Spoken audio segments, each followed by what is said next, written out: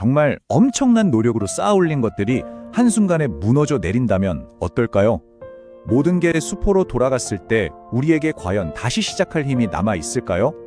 오늘은 강신호 목사의 설교, 이제 그만 포기하고 싶을 때를 바탕으로요. 이 반복되는 실패 속에서도 우리가 왜, 그리고 어떻게 다시 일어서야 하는지 그 지혜를 같이 한번 이야기해 보려고 합니다. 자, 우리는 먼저 우리 모두가 깊이 공감할 만한 오늘날의 한 이야기에서 출발해서요. 놀랍도록 비슷한 모습을 한 고대의 이야기로 넘어갈 겁니다. 그리고 이 두 이야기를 딱 꿰뚫는 핵심, 그러니까 우리가 결코 포기하지 않는 이유를 찾아내고요. 마지막에는 우리가 진짜 달려가야 할 목표가 무엇인지 함께 생각해 보겠습니다. 자, 그럼 진짜 그만두고 싶다 이런 마음이 들 때 있잖아요. 우리 모두가 공감할 만한 오늘날의 이야기부터 한번 시작해 볼게요. 이런 기분 느껴본 적 없으신 분 아마 없을 거예요. 그쵸?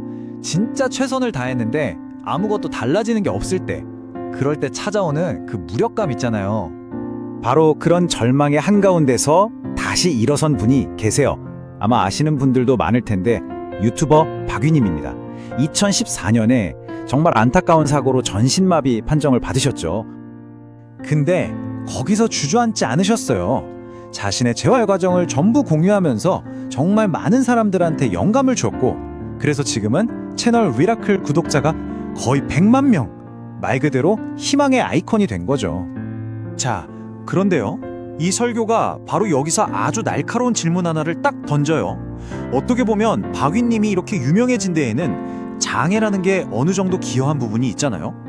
그렇다면 과연 이 장애를 정말 복이라고 말할 수 있을까요?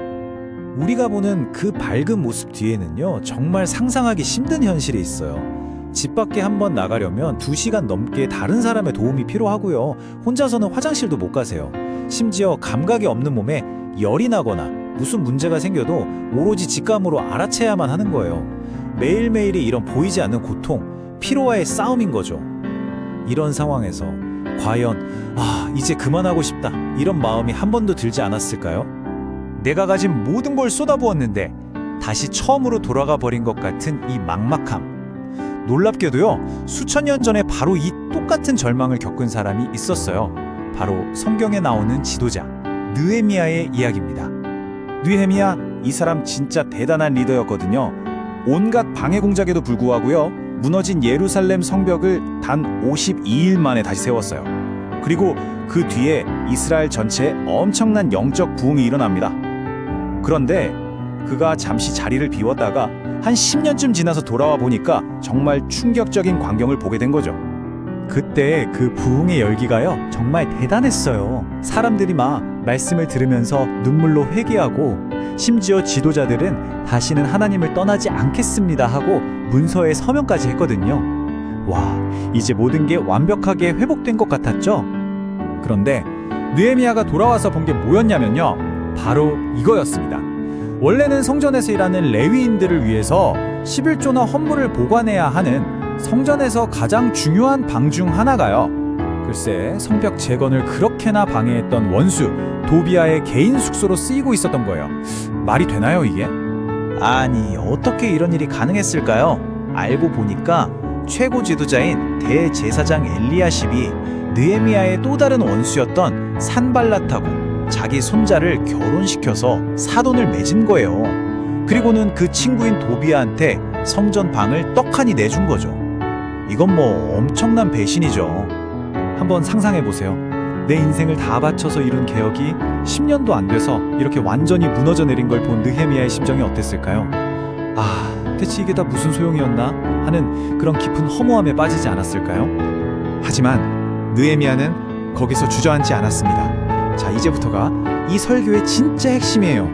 그가 왜 포기하지 않았는지 그 이유를 한번 파헤쳐 보겠습니다. 여기서 정말 놀라운 반전이 일어나요. 느헤미야는요, 실망하거나 포기하는 대신에 격분합니다. 분노했어요. 그래서 당장 그 도비아의 짐을 성전 밖으로 다 내던져 버리고 10년 전에 했던 그 개혁을 처음부터 다시 시작한 거예요. 아니, 도대체 무엇이 그를 이렇게 다시 움직이게 만들었을까요? 설교는 3가지 핵심 이유를 이야기합니다. 첫째, 인간의 한계를 받아들여라. 둘째, 문제, 즉 죄에 대해서는 아주 깊은 미움을 가져라. 그리고 셋째, 완벽이 아니라 성숙을 추구하라는 겁니다. 이 첫 번째 이유를 설명하는 이 인용구가 정말 핵심인데요. 우리의 싸움은요, 딱 한 번 이기고 끝나는 그런 최종적인 승리가 아니라는 거예요. 어제 이겼어도 오늘 또 넘어질 수 있다는 거죠. 중요한 건 뭐냐?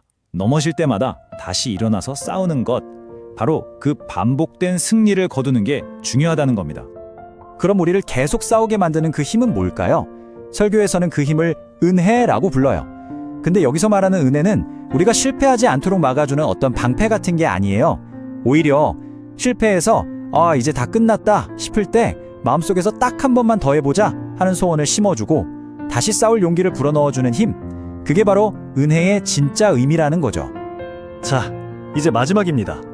우리가 이렇게 계속 인내하기 위해서 꼭 필요한 가장 중요한 생각의 전환에 대해서 이야기해 볼게요. 우리는 자꾸 완벽해지려고 하잖아요. 근데 완벽이라는 건 사실 불가능한 목표예요. 그래서 결국 우리를 지치게 만들고 절망하게 하죠. 우리가 진짜 추구해야 할 건 성숙입니다. 넘어져도 괜찮아요. 다시 일어나서 거기서 배우고 그래도 다시 싸워야지 하고 다짐하는 것. 그 과정 자체가 바로 성숙이라는 겁니다. 이 마더 테레사의 말이 이 모든 걸 딱 요약해 주는 것 같아요. 하나님은 저를 성공하라고 부르신 것이 아니라 충성하라고 부르셨습니다. 우리의 목표는요, 눈에 보이는 화려한 성공이 아니라는 거예요. 마지막 그 순간까지 내가 얼마나 그 길을 성실하게 걸었는가. 바로 그 충성됨, 그 성실함에 있다는 거죠.